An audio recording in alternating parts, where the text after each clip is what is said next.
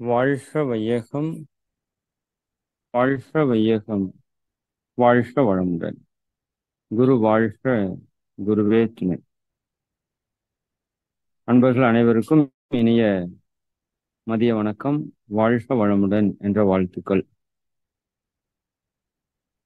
எல்லாம் வல்ல அருட்பேராற்றலையும் அதன் அனைத்து தன்மாற்ற நிலைகளையும் ஒரு சேர நினைந்து நன்றியுணர்வோடு வணங்கிக் கொள்வோம். சரி, இது மிக மிக ஒரு முக்கியமான பாடல். ஏன்னா ஜீவகாந்த அலை அது மகரிஷி அவர்கள் இந்த உலகத்திற்கு கொடுத்த ஒரு மிகப்பெரிய கொடை என்று சொல்லலாம். அந்த அலை இயக்கம் இன்னைக்கு விஞ்ஞானிகள் மத்தியிலும் மெஞ்ஞானிகள் மத்தியிலும் பெரிய தாக்கத்தை ஏற்படுத்தி கொண்டிருக்கிறது. இதை பற்றி ஒரு தெளிவு தெரியாம தான் இன்னைக்கு விஞ்ஞானம் மெஞ்ஞானம் இரண்டுமே ஒரு தெளிவற்ற நிலையில சென்று கொண்டிருக்கிறதுன்னு சொல்லலாம். அப்ப அந்த ஜீவகாந்த அலைதான் மனிதனுடைய மனமாக அமைந்திருக்கிறது அப்படிங்கிற ஒரு ஞானத்தை இயற்கை மகரிஷி அவர்கள் மூலமாக இந்த உலகிற்கு வழங்கி இருக்கிறது என்றுதான் சொல்லணும். அப்ப அந்த மனம் பற்றிய மிக மிக ஆழமான ஒரு கவி இந்த கவி. இதுல பல நுட்பங்களை மகரிஷி அவங்க விளக்கி சொல்லியிருக்கிறாங்க. ஜீவகாந்த அலையே மனம், அதாவது நம்முடைய மனம் என்பது என்ன அப்படிங்கிறது இன்னைக்கு வரைக்கும் பல அறிவியல் அறிஞர்கள் சிந்தனை செய்து கொண்டே இருக்கிறாங்க. இன்னும் அவங்களால இதுதான் அப்படின்னு ஒரு தீர்க்கமான ஒரு முடிவுக்கு வர முடியல. சிக்மண்ட் ஃப்ராய்ட்ல இருந்து உளவியலின் தந்தையாகிய சிக்மண்ட் ஃப்ராய்டு முதல் இன்னும் பல அறிஞர்கள் உளவியல்ல மனதிற்கு பல்வேறு விளக்கங்களை கொடுத்து கொண்டே இருக்கிறாங்க. அப்போ அது எப்படி அப்படின்னா, நம்முடைய அழகர் ராமானுஜம் ஐயா சொல்லுவாங்க, அதாவது விஞ்ஞானிகள் ஒரு கார் எப்படி செய்யப்பட்டது அப்படிங்கிறத பின்னாடி இருந்து போவாங்க.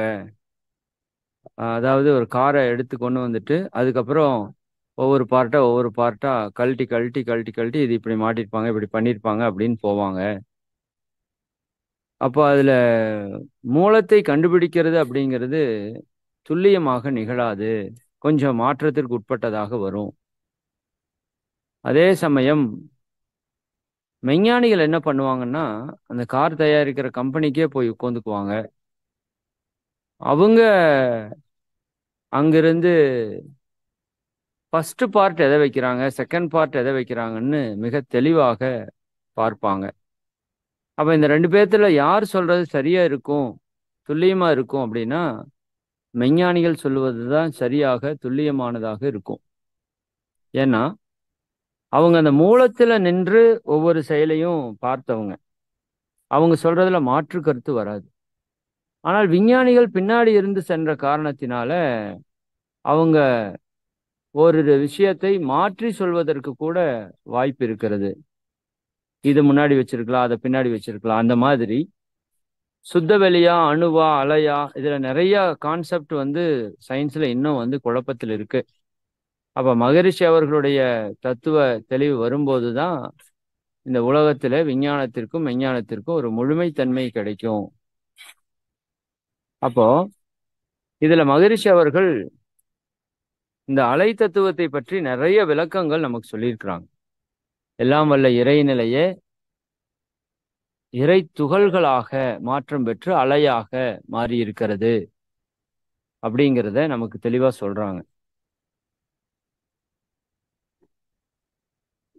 அப்ப அந்த அலைதான் பிரபஞ்சம் முழுவதும் நிரம்பி இருக்கிற வான்காந்த அலையாக இருக்கிறது.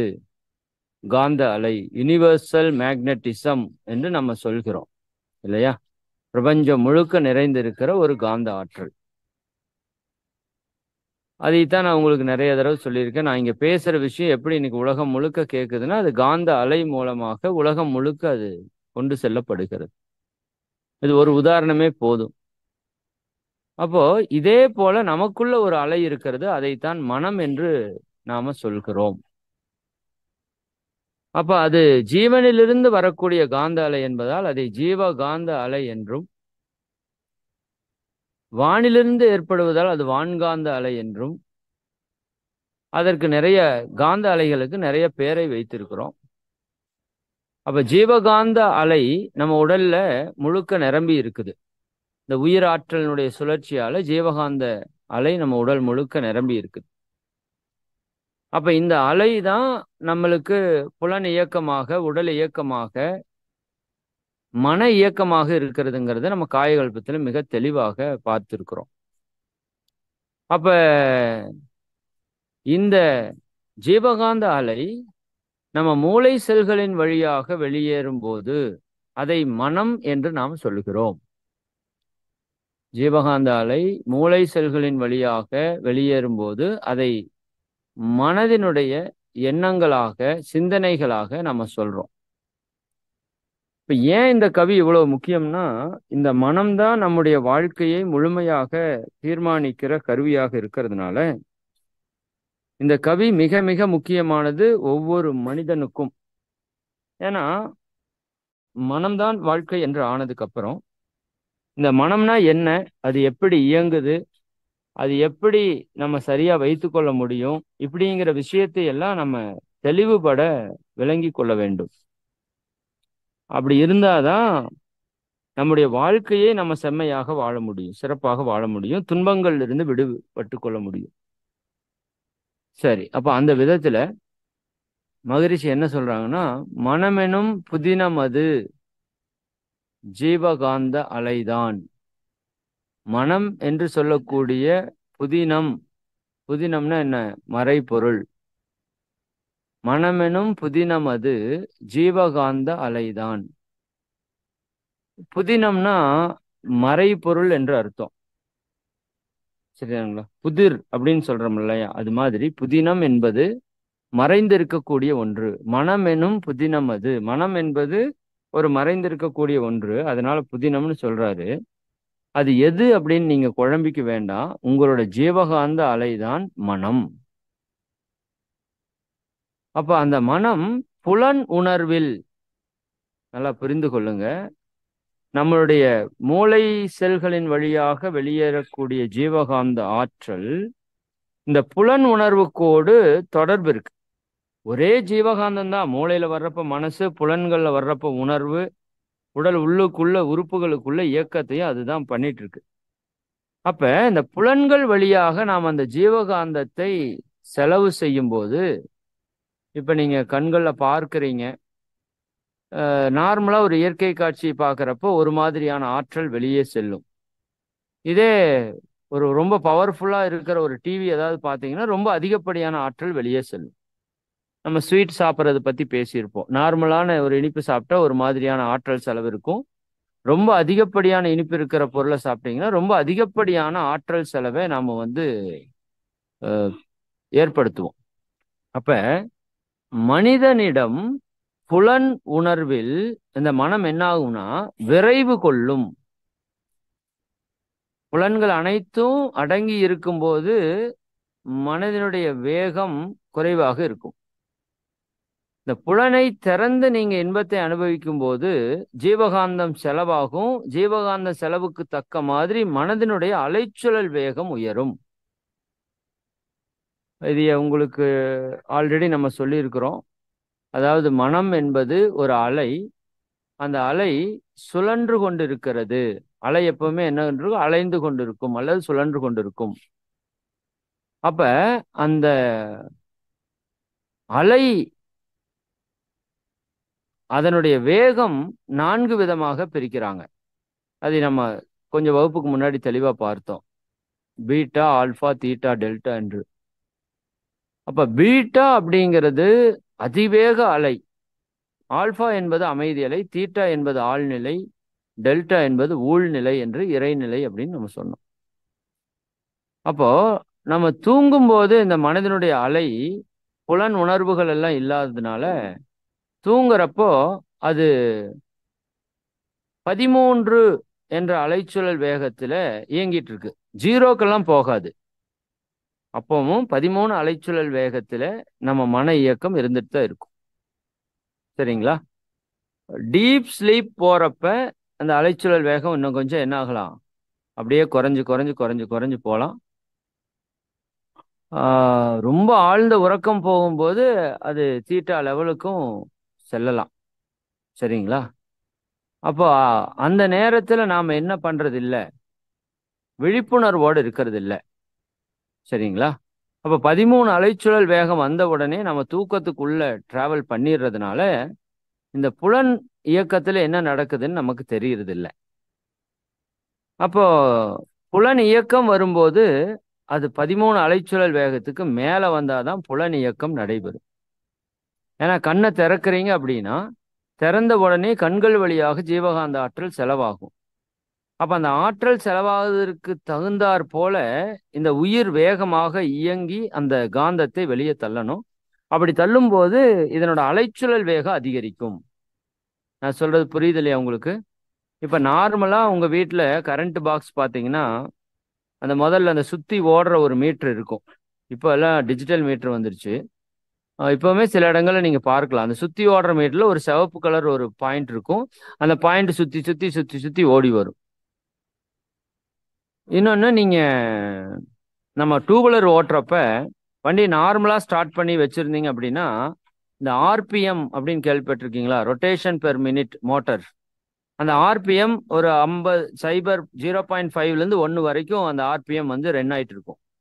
அதை ரேஸ் பண்ணீங்கன்னா சர்ன்னு மேலே ஏறும், 10 வரைக்கும் வரும். ஃபுல் ரேஸ் பண்ணீங்கன்னா rotation per minute 10,000 rotation per மினிட்டுக்கு வரும். இது உங்களுக்கு கொஞ்சம் அந்த இது புரிஞ்சுதுன்னா ஈஸியா இருக்கும்.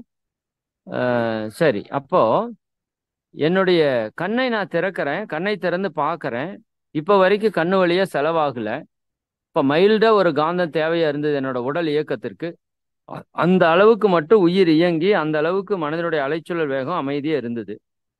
இப்ப நான் கண்ணை திறந்த உடனேயும் அதிக ஆற்றல் வெளியே செல்லுது. அதுக்கு தகுந்த மாதிரி உயிர் ஆற்றல் மிக அதிகமாக வேலை செய்து அந்த ஆற்றலை அனுப்புது. சரிங்களா? இதே காதுல கேட்கும் போது, மூக்குல நுகரும் போது, நாக்குல உணவை உண்ணும் போது டேஸ்ட், அந்த டேஸ்டினுடைய ஆற்றலுக்கு தகுந்த மாதிரி உங்க அலைச்சூழல் வேகம் அதிகமாகும். அதைத்தான் மகிழ்ச்சி சொல்றாங்க, மனிதனிடம் புலன் உணர்வு பெறும்போது அது விரைவு கொள்ளும். மன அலைச்சூழல் வேகம் விரைவு கொண்டு மனச்சுழலோ வினாடிக்கு 14 முதலாய் மாறி பல நிலைகளிலே 40 வரைப்போம். அப்ப இந்த புலனுணர்வுல நாம் இருக்கிறப்ப மனச்சுழலினுடைய வேகம் எவ்வளவு இருக்குங்க? 14லிருந்து 40 வரைக்கும் போகும். 14க்கு கீழே இருக்கிறதுக்கு வாய்ப்பு இல்லை. புலன் உணர்வு நீங்க பெறும்போது, ஒன்றை பார்க்கும் போதோ கேட்கும் போதோ நுகரும் போதோ சுவைக்கும் போதோ உணரும் போதோ நம்ம அலைச்சூழல் வேகம் 14க்கு மேலதான். கன்ஃபார்மா இது மனதில் வைத்துக் கொள்ளுங்க. அப்போ இது 14லிருந்து ஸ்டார்ட் ஆகி இது எந்த அளவுக்கு நம்ம புலனுணர்வை பயன்படுத்துறோமோ அந்த அளவிற்கு இது அதிகப்படியாகி 15 16 17 40 வரைக்கும் போகும். அப்ப 40க்கு மேல போகாதானா? கண்டிப்பா 40க்கு மேல போகாது. 40க்கு மேல போச்சு அப்படின்னா நம்ம உயிர் உடலில் இருந்து பிரிந்து விடும். எல்லாத்துக்கும் ஒரு ஸ்பீடுக்கு ஒரு லெவல் தானே, ஒரு லிமிட் தானே. அந்த லிமிட்டுக்கு மேல போச்சுன்னா, ஒரு கயிறு இருக்கு, அந்த கயிறை ஒரு லிமிட் வரைக்கும் இழுக்கலாம். அந்த லிமிட்டுக்கு மேல இழுத்தீங்கன்னா அது அந்து போயிடும். அந்த மாதிரி இந்த அலைச்சூழல் வேகம் 40க்கு மேல போச்சுன்னா நம்ம உடம்புல இருந்து உயிர் போய்விடும். அதனால உச்சபட்சம் 40. இதுதான் புலன் உணர்வுல நாம மயக்கத்துல மாட்டிக்கொண்டு கோபம், பொறாமை, வெறுப்பு போன்ற உணர்வுகள்ல ஈடுபடும் போது இன்னும் அதிகப்படியான ஆற்றல்கள் நமக்கு செலவாகும். அப்ப மனிதனுடைய அலைச்சூழல் வேகம் இன்னும் அதிகம் இன்னும் அதிகம் இன்னும் அதிகமாகும். இப்ப கோபப்படுறவரோட மன அலைச்சூழல் வேகம் 20 25 என்று உயர்ந்துடும். அதே அமைதியா இருக்கிற நிலையில அந்த அலைச்சூழல் வேகம் என்பது குறைந்து கொண்டே வரும். அப்போ தியானத்தின் போது என்ன நடக்குது அப்படின்னா, மன அலைச்சல் வேகம் குறையுது.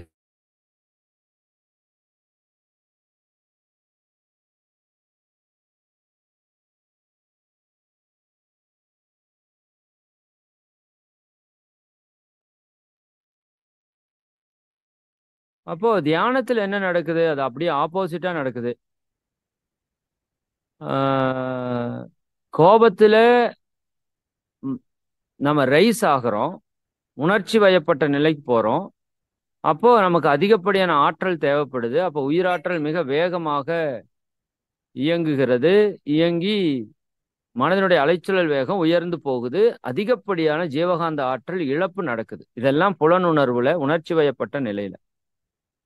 இதுவே தியானத்துல என்ன நடக்குது அப்படின்னா, மனமதுவே அகத்தவ ஆக்கினை துரியம் இவற்றில் மனமதுவே அகத்தவ ஆக்கினை துரியம் இவற்றில் மலைப்பின்றி 8 முதல் 13 வரையாம். இப்போ இந்த மன அலைச்சல் வேகத்தை குறைக்கிறதுல தான் மனித வாழ்க்கையினுடைய வெற்றியே அடங்கி இருக்குது. சரிங்களா? அப்போ மன அலைச்சல் வேகத்தை குறைக்கிறதுல தான் மனித வாழ்க்கையினுடைய வெற்றி இருக்கிறதுனால மகான்கள் நமக்கு தியான முறைகளை கற்றுக் கொடுத்து அகத்தவத்தின் மூலமாக அந்த இறை உணர்வுக்கு வழிகாட்டுறாங்க. அப்ப யாரெல்லாம் அகத்தவத்தை முறையாக கற்றுக்கொண்டு ஆக்கினை துரியம் என்ற நிலையில தியானத்தை ஏற்றி கொண்டிருக்கிறார்களோ அவங்களோட மன அலைச்சுழல் வேகம் இந்த 13லிருந்து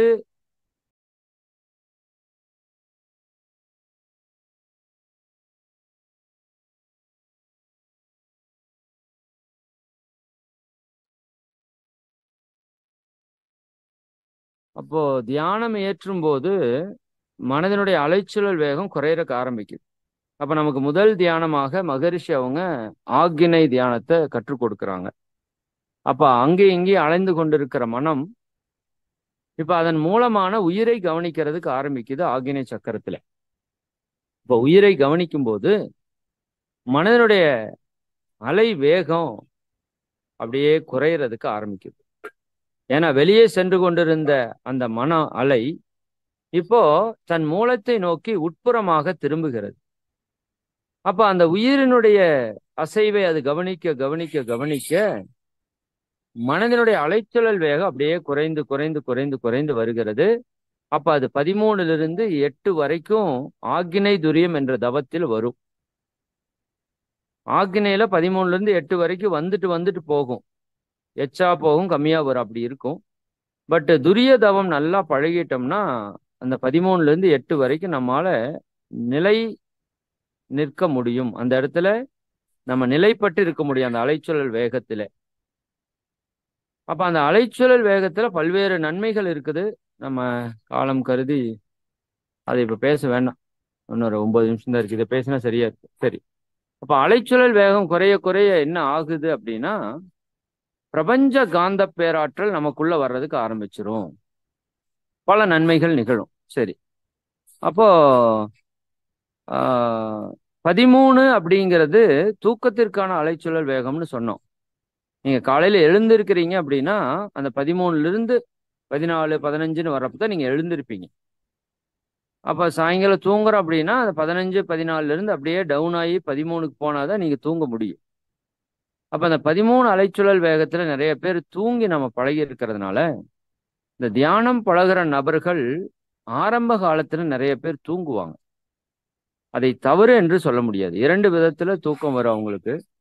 ஒன்று, அவர்களுக்கு தூக்க பற்றாக்குறையினால தூக்கம் வரும். இதுதான் மெஜாரிட்டி நடக்கிறது. அதாவது ப்ராப்பரா தூங்குற பழக்கம் நமக்கு இல்லை. ஒரு 8 மணி நேரம் கரெக்டா இரவு நேரத்துல நல்லா தூங்கி எந்திரிக்கிற பழக்கம் இருந்ததுன்னா நீங்க எவ்வளவு நேரம் தியானம் பண்ணாலும் உங்களுடைய உடல்ல தூக்கம் வராது. இரண்டாவது, அந்த 13 அலைச்சுழல் வேகத்தில் நம்ம தூங்கி தூங்கி பழகி இருக்கிற காரணத்தினால நீங்க இப்ப 13 அலைச்சுழல் வேகத்துக்கு வந்தீங்கன்னா அது தூக்கத்துக்குள்ள இழுக்கும். எப்படி 93.5 வச்சீங்கன்னா சூரியன் எஃப்எம் வருதோ அது மாதிரி 13 அலைச்சுழல் வந்தோடனே அது தூக்கத்துக்குள்ள இழுக்கும். ஆனால் விழிப்புணர்வோடு தியானம் பண்ணக்கூடிய நபர்கள் அந்த 13 ஃப்ரீக்வன்சி கடந்து 12.9க்கு வந்துட்டாங்கன்னு வச்சுக்கோங்க, அது தூக்கத்தை கடந்து வந்துடும். அதுக்கப்புறம் அது தூக்கத்துக்குள்ள செல்லாது. அப்ப இதுல தியானத்துல தூங்குறதுக்கான ரீசன்ல இது ஒரு மிக முக்கியமான காரணம், அலைச்சுழல் வேகம். அப்ப நீங்க ஆக்கினை துரியம் நல்லா தவம் பண்ணிட்டே இருக்கீங்கன்னா மனதினோட அலைச்சூழல் வேகம் 13ல இருந்து படிப்படியா குறைந்து 8 அலைச்சூழல் வேகம் வரைக்கும் வருது. இப்போ நம்மளோட நோக்கம் என்னன்னா அலைச்சூழல் வேகத்தை 1, 2, 3 அளவுக்கு கொண்டு செல்லணும். ஏன்னா அதுதான் மனதினுடைய ஆழம், அடித்தளம், இறைநிலையோட இணைப்பு பெற்ற இடம். அந்த இடத்துக்கு செல்லும் போதுதான் நம்முடைய கர்ம வினைகள் முற்றிலுமாக அழிக்கப்பட்டு நம்முடைய எந்த நோக்கத்திற்காக நாம் இந்த பூமியில பிறந்தோமோ அந்த நோக்கத்தை நிறைவேற்றுவதற்கான வாய்ப்பும் நமக்கு கிடைக்கும். சரிங்களா? அப்ப நம்மளுடைய நோக்கம் 1 ஃப்ரீக்வன்சிக்கு போகணும், கடைசிக்கு 2, 3 அளவுக்காவது போயிடணும். அப்ப இன்னும் மகரிஷி என்ன பண்றாங்க, இன்னும் இந்த மனதினுடைய அலைச்சல் வேகத்தை இன்னும் குறைக்கிறதுக்கு மனம் சக்தி களம் நிற்க 4 முதல் 7ஆம். மனம் சக்தி களம் நிற்க, அந்த மனம் ஆக்கினை துரியம் கற்றுக் கொடுத்ததுக்கு அப்புறம் மகரிஷி துரிய தியானம் கற்றுக் கொடுக்குறாங்க. இப்ப துரியாதீயத்துல என்ன பண்றோம், நம்ம துரியத்திலிருந்து உயர்ந்து உயர்ந்து உயர்ந்து உயர்ந்து சக்தி களம், இந்த பிரபஞ்சம் அளவுக்கு மனம் விரிந்து நிற்குது. அப்ப மனம் விரிய விரிய விரிய விரிய விரிய என்ன ஆகும்னா மனதினுடைய அலைச்சூழல் வேகம் குறைந்து குறைந்து குறைந்து குறைந்து செல்லும். ஒடுங்கி ஒடுங்கி போனாலும் குறைக்க முடியும், விரிந்து விரிந்து போனாலும் குறைக்க முடியும். ஒடுங்கி ஒடுங்கி போனாலும் சுத்த வெளிதான், விரிந்து விரிந்து சென்றாலும் சுத்த வெளிதான். அப்ப நாம ஒடுங்கி ஒடுங்கி போறது அப்படிங்கிறது ஒரு நல்ல நுட்பமாக இருந்தாலும் நம்ம இயற்கையாக நம்ம விரிந்து விரிந்து சென்று பழகி இருக்கிற காரணத்தினால மனம் வெளியில பார்த்து புலன்கள் மூலமா விரிந்து தானே சென்று பழகி இருக்குது. அப்போ மனம் விரிந்து சென்றிருக்கிற பழகி இருக்கிற காரணத்தினால மகரிஷி இந்த விரிந்த நுட்பத்தை நமக்கு துரியாதீயத்தில் கொடுக்குறாங்க. அப்போ பிரபஞ்சம் அளவுக்கு மனம் விரிந்து நிற்கும் போது மனதினுடைய அலைச்சூழல் வேகம் அந்த 8க்கும் கீழே 7, 6, 5, 4 என்கின்ற அளவுக்கு அதனுடைய அலைச்சூழல் வேகம் குறைந்து வரும். இப்ப இந்த நிலையில தான் மனிதனுக்கு பிரபஞ்சத்தோடு தொடர்பு ஏற்பட்டு பிரபஞ்ச ரகசியங்கள் எல்லாம் நமக்கு அகக்காட்சியாகும். விஞ்ஞானிகள், சயின்டிஸ்ட் எல்லாம் கண்டுபிடிக்கிறது எல்லாமே இதுல தான். கணித மேதை ராமானுஜர் போன்ற மேதைகள் எல்லாமே இந்த ஃப்ரீக்வன்சில போய் தான் அந்த பிரபஞ்சத்தில் இருக்கிற செய்திகளை பெறுகிறார்கள். இது சக்தி களம். இன்னும் சக்தி களத்தையும் கடந்து மறைபொருளாம் சிவக்களத்தில் 1 முதல் 3ஆம் மறைபொருளாக இருக்கிற அந்த சிவக்களம், இந்த சக்தி களம் அப்படிங்கிறது பேரியக்க மண்டலம் பிரபஞ்சம், சிவக்களம் என்பது சுத்தவெளி இறைநிலை. அப்ப மறைபொருளாக இருக்கிற அந்த சுத்தவெளி இறைநிலையில சிவக்களத்துல நம்ம மனம் இணைஞ்சது அப்படின்னா இன்னும் மனம் விரிந்து விரிந்து விரிந்து விரிந்து செல்லும். ஆனால் அதற்கு ஒரு எல்லை இல்லை. அப்ப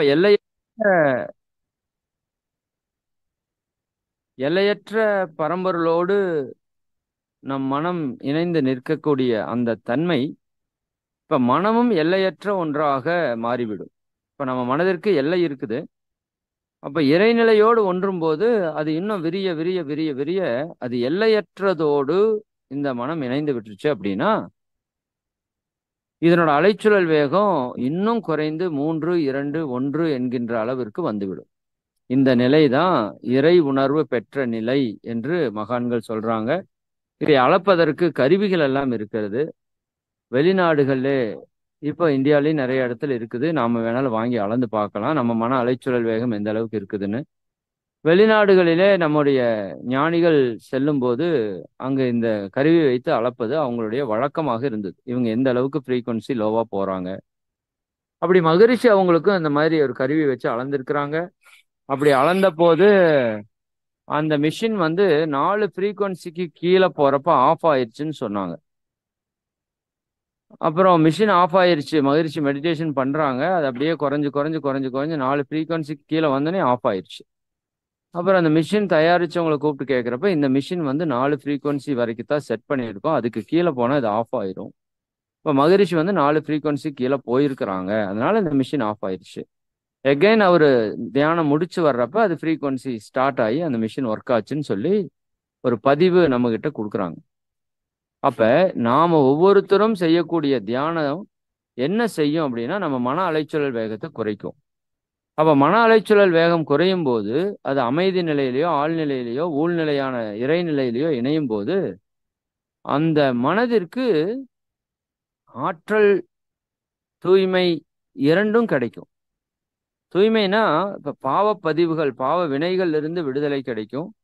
அது கூட அந்த பிரபஞ்ச களம், சிவகளத்தினுடைய ஆற்றல், அதனுடைய தன்மை எல்லாவற்றையும் இந்த மனம் பெறும். அப்ப மனம்ங்கிறது ஜீவகாந்த அலைதான். அந்த அலையினுடைய அடிப்படை நிலை. இதை ஒன்றை சொல்லி நான் நிறைவு செய்கிறேன். இன்னொரு பாடல் மிக அற்புதமான பாடல். அலை அலையாய் இயங்கு மனத்தடித்தலமே நிறை பொருள் என்று மகரிஷி பாடுவாங்க. அலை அலையாய் இயங்கு மனத்து அடித்தலமே நிலை பொருள், நிலை பொருள். அது தெய்வம் கடல் போன்று அலை போன்றதே மனம். இப்ப கடல் இருக்கு, கடல்ல தண்ணி நிக்குதுன்னு வச்சுக்கோங்க, அசையாம நிக்குது. இப்ப அந்த அசையாம நிற்கிற கடல் நீர் தான் இறைநிலை, தெய்வம்னு வச்சுக்கோங்க. இப்ப அதே அலை அசைகிறது, அசையும் போது அதை கடல் அலை என்று சொல்கிறோம். அப்ப இறைநிலையினுடைய அசைவு தான் காந்த அலையாக மனமாக இயங்குகிறது. அப்ப அலை அடங்கினால் கடல், கடல் எழுச்சி பெற்றால் அலை. அப்ப இறைநிலை எழுச்சி பெற்றால் மனம், மனம் அடங்கினால் இறைநிலை, இறைவன். சரிங்களா? அதுல மாதிரி சொல்லுவாங்க, கலையுணர்வால் மெய்ப்பொருளாம் கண்காணா ஒன்றினை, கலை உணர்வால் மெய்ப்பொருளாம் கண்காணா ஒன்றினை, கண்காது மூக்கு முகம் குணம் உருவம் புகுத்தியே. அதுக்கு என்ன பண்ணிட்டோம்? கலை உணர்வால, நம்மகிட்ட இருந்த கலை உணர்வால கண்காணாத அந்த மெய்ப்பொருளாகிய இறைநிலைய கண்காது மூக்கு முகம் குணம் உருவம் புகுத்தியே. அதுக்கு கண்ணு வச்சு, காது வச்சு, மூக்கு வச்சு, உருவம் வச்சு, குணம் வச்சு நாம தான் அது ஏட் பண்ணிட்டோம். அதுக்கு கண்காது மூக்கு முகம் குணம் உருவம் புகுத்தியே சிலை உருவில் காட்டி சொன்ன கதைகளில் மயங்கினாம். சிலை உருவத்தில காட்டி நமக்கு நிறைய கதைகளை சொல்லி வச்சுட்டு போயிட்டாங்க. சிலை உருவில் காட்டி சொன்ன கதைகளில் மயங்கி நாம் சிக்கியுள்ளவரை உண்மை நிலை விளங்காது உணர்வோம். அதாவது சிலை வழிபாடு குறைன்னு சொல்லல மகரிஷி அவர்கள். ஆனா அந்த சிலை வழிபாட்டுக்குள்ளேயே நீங்க பற்றி கொண்டு நின்று விட்டால் உண்மையான மெய்ப்பொருளான சுத்த வெளியை உணர முடியாமல் போயிரும்.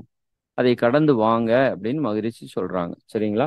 இது மிக மிக முக்கியமான கவி. இந்த கவிகளை எல்லாம் மனப்பாடம் செய்யணுங்கிறதுக்காக நம்ம படிக்கிறது அல்ல. உங்களுக்கு ஒரு டேஸ்ட் காமிக்கிறோம். 2000 கவி மகரிஷி எழுதியிருக்காங்க. அப்போ ஒரு கவிக்குள்ள எவ்வளவு பெரிய விளக்கத்தை உள்ள மறைபொருளா வச்சிருக்காங்க. அப்ப அந்த கவிகளை படிக்கும்போது எத்தனை ஞானம் நமக்கு வரும். இன் ஃபியூச்சர் நீங்க ஒரு ஆசிரியர் ஆகும்போது இந்த ஒரு கவி எடுத்தீங்கன்னா இப்ப நான் 1/2 மணி நேரம் விளக்கம் கொடுத்துருக்கிறேன். நீங்க இதுக்கு 2 மணி நேரம் 3 மணி நேரம் விளக்கம் கொடுக்கலாம். அவ்வளவு விஷயம் இருக்கு. அப்போ அந்த மாதிரி உங்களுக்கு ஒரு நுட்பமாக இந்த கவி பயன்படும், உங்க வாழ்க்கை மாற்றத்திற்கு பயன்படுங்கிறதுல இதை சொல்லிட்டு இருக்கோம். அதனால இதை சிறப்பாக நீங்க மனனம் செய்து இதை முழுமையாக இதை நீங்க ஒவ்வொரு வாரமும் ப்ராப்பரா எழுதணும்.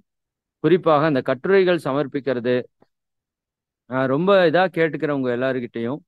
ஏன்னா நீங்க 300 பேர் 400 பேர் இருக்கிறீங்க. அப்ப 300 பேர் 400 பேரும் நல்லா புரிஞ்சுக்கோங்க. நீங்களா ஒரு விஷயத்த செஞ்சா மிக எளிமையாக அது வேலை முடிஞ்சிடும். பட் ஒருத்தர் நம்மளை ஃபாலோ பண்ணி அதை செஞ்சோம் அப்படின்னா நிச்சயமா அது பேர்டன் ஆகும். உங்களுக்கும் சிரமமாகும், அவங்களுக்கும் சிரமமாகும். உங்களுக்கு உதவி செய்யறதுக்கு தான் உங்க டீம்ல சிலர் இருப்பாங்க, உங்களுக்கு முந்தி இருக்கிற இறை ஆசிரியர் சிலர் இருப்பாங்க. அதனால நாம நம்முடைய பணியை நம்ம சரியா செய்தரணும் அப்படிங்கிறதுல நீங்க தெளிவா இருக்கணும். ஏன்னா நம்ம சொல்ற இரண்டொழுக்க பண்பாடு, நான் எனது வாழ்நாளில் யாருடைய உடலுக்கும் மனதிற்கும் துன்பம் தர மாட்டேன்னு சொல்றோம். அப்ப துன்பம் தராத அளவுக்கு நம்முடைய வாழ்க்கை இருக்கணும்னா என்னுடைய கடமையை நான் சரியா செய்யணும். இப்ப இந்த வார பாடல் எழுதி போடணுமா, பாடல் எழுதி போட்டுறணும். சரிங்களா? அது 1 லைன் 2 லைன் தான் இருக்குதா, பரவாயில்ல, எழுதி போட்டுருங்க. புக்கு இந்த மாசம் ஒன்று படிச்சு சப்மிட் பண்ணுமா, நீங்க படிச்சு சப்மிட் பண்ணிடணும். சரிங்களா? ஏன்னா உங்களை பொறுத்த வரைக்கும் நீங்க ஒருத்தருக்கு தான் ஃபாலோ பண்றீங்க, உங்களை மட்டும்தான் ஃபாலோ பண்றீங்க. ஆனா உங்களுக்கு மேல இருக்கிறவங்க உங்களுக்கு கூட இருக்கிற 20 பேர் 30 பேரை ஃபாலோ பண்ணும்போது அவங்களும் நம்மள மாதிரி ஒரு குடும்பத்துல செயல் செய்துட்டு வாய்ப்பு இருக்கிற நேரத்துல தன்னை உயர்த்தி கொண்டு இன்னும் நம்மளை உயர்த்தணுங்கிற நோக்கத்துல அவங்க வந்து நமக்கு ஹெல்ப் பண்றாங்கன்னா, அப்ப அந்த இடத்துல நம்ம எந்த அளவிற்கு அவங்களுக்கு நம்ம நன்றி கடன் பற்றவர்களாக இருக்கணும். அப்ப அவங்க யாருமே நம்மளை கூப்பிட்டு இது என்னாச்சுங்க ஏதாச்சுங்கன்னு கேட்கக்கூடாது. உண்மையாலுமே நம்ம ஆன்ம உணர்வு இருக்கிறவங்களா இருந்தா, என்னுடைய வேலையை நான் சரியா செஞ்சுட்டேன். இல்ல அனுப்ப முடியல. இந்த மாதிரி அனுப்ப முடியலைங்கம்மா. நான் இப்ப அனுப்புறேன். சரிங்களா? இதெல்லாம் நீங்க ரொம்ப ரொம்ப வந்து தெளிவா இருங்க. ஆ, இந்த இடத்துல நம்ம சரியா இருக்கும்போது தான் நம்மளோட மற்ற எல்லா விஷயமுமே ப்ராப்பரா நடக்கறதுக்கு ஆரம்பிக்கும். சரிங்களா?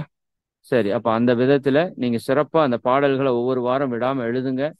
கட்டுரைகளை முறையாக சரியாக படிச்சு சமர்ப்பணம் செய்யுங்க. சரிங்களா?